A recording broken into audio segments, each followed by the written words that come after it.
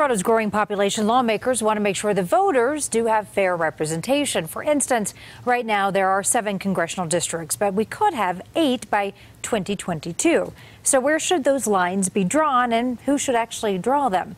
Political specialist Sean Boyd live at the Capitol for us tonight. And Sean, voters will have a say in how these lines are drawn.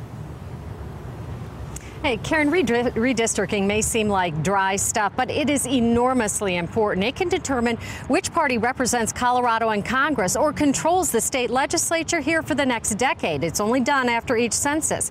No wonder it's become a full contact sport between the two parties. But 2 ballot measures in November could bring radical change, and an independent voter is behind them.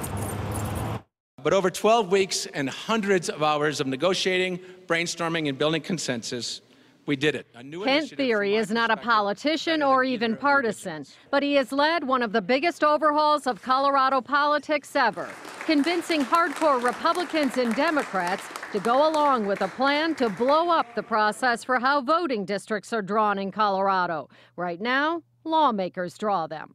We essentially ask our elected officials to pick their own voters. It means that out of our 65 House seats, 90% are locked and loaded for one party or the other. This in a state where there's an equal number of Ds and Rs, and there are more independents than either Ds or Rs.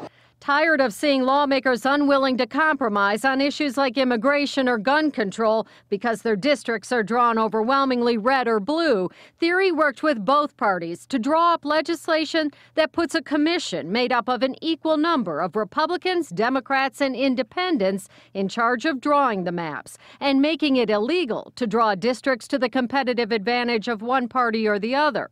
The legislation passed the House and Senate unanimously and now goes to voters. Thiry heading up the campaign.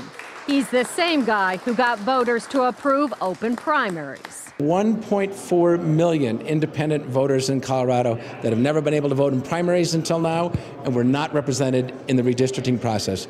If we win, they will be.